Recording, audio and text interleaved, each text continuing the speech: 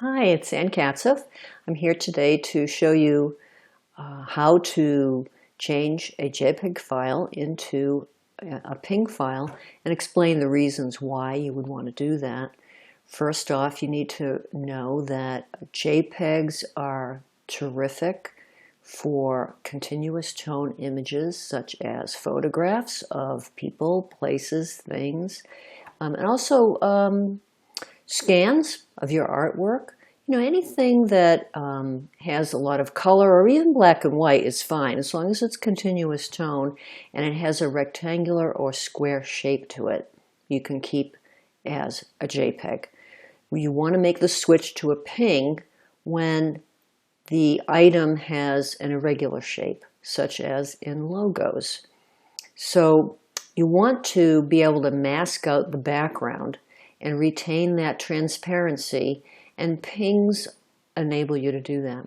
And that's why you want to sometimes make the switch from JPEG to PNG. So I'll show you how to do that. Fairly easy series of steps.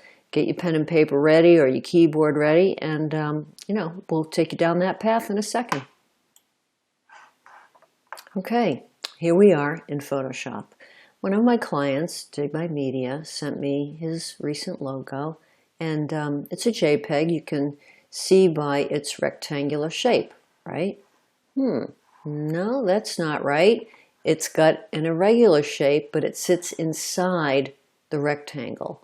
So we want to get rid of that white background, retain the transparency so you can see whatever it sits on top of. We'll put it on his website. And if you just simply take this JPEG and save it as a PNG, you'll see that it retains that white background. So let's go through those steps. Head to your File drop-down menu and do a simple Save As. Go to the Format choices here, and let's find PNG. Right here, PNG. Okay, we haven't done anything except save as PNG. We'll put it in I'll rename it Test 1 so we can tell which file it is. And save that. Compression, smallest slow, none or fast. I tend to go with none interlacing and none compression fast. Let's just click that. I'm going to close this for a second, go back to the spot where I saved it, just put it in my downloads folder for simplicity. I'm going to drag the icon on top of my Photoshop icon, okay, and there we are. There's the PNG. That's not what we were looking for, is it? It still has this white background. So let's open up that original JPEG. It's right here. Open that up again. You'll see they're identical. One's just named JPEG, the other is named PNG. What we need to do first is get rid of the white background. So head on over to your tools. I'm going to find the Magic Wand tool, which is grouped right with the Quick Selection tool. And I do a 3x3 average usually.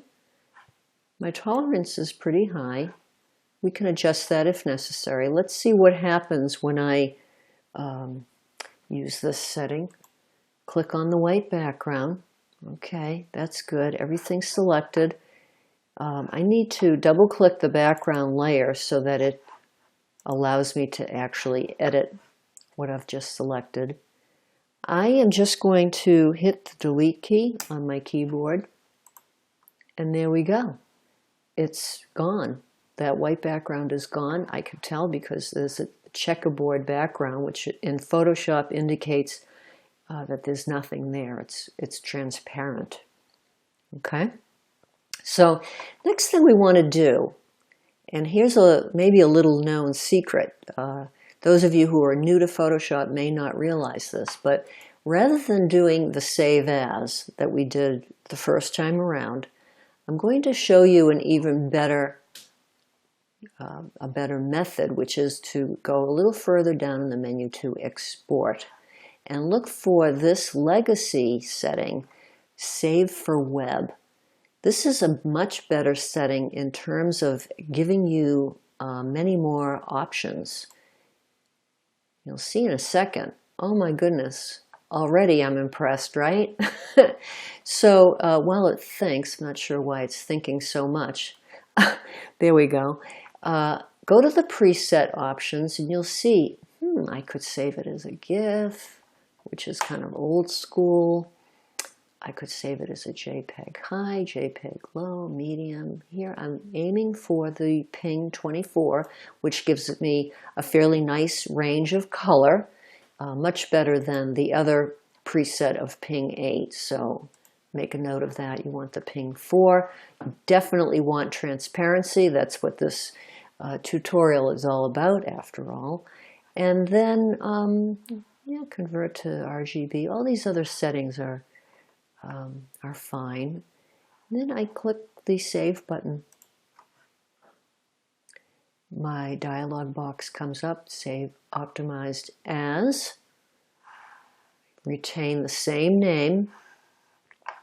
Image only, default settings, that's all fine. And just click Save. And it will go into the same folder that the first one went into. Let's take a peek. And I'm curious also to show what the difference is in the size. So here's the JPEG. The size of that is 233 KB, kilobyte. The first ping, whoa, 13.1 megabyte? That's not good. That's not good for the web at all. This one, 1.5 megabyte, much better. At least much better than the original method of saving to ping. You can see the difference, between the test one and this second ping that we just used, the legacy method of saving as for web, save for web as a ping. I'm going to drag this over my Photoshop icon and open it up, and there you go. I mean, it's transparent, as opposed to the original JPEG having that white background. Okay, it's the same size. It's just got the transparency. Okay, in the next tutorial, I'll show you how to actually put this on WordPress, or upload it to your website. And before we do that, actually, I want to check out, the mode is good, RGB. I want to check out the size, because now it's way too big, even though it's still 72 pixels, which is good for web resolution, but it's the actual physical width and height that's too much. So I'm going to change the height to 768. That's kind of my default. And my default width is 1140 pixels. So if the height exceeds 768, I go like that. So whichever is the smaller of the two measurements. I'm going to do this, click OK. Again, save for web, the legacy format. You can see the image size is much better here. I'm going to save again. And then just my method of keeping track of things is to remind myself what the height is. So 768 pixels. Put it in the same spot. So at least now we have a slightly better size to begin thinking about what's most appropriate for uploading to the web. For a logo, it's still awfully large, and we'll probably reduce it even more when we go to really thinking about uploading it to the website. So that's it for now, folks. Hope this tutorial was helpful, And certainly leave comments or ask questions, and I'll get back to you as soon as I can. Thanks.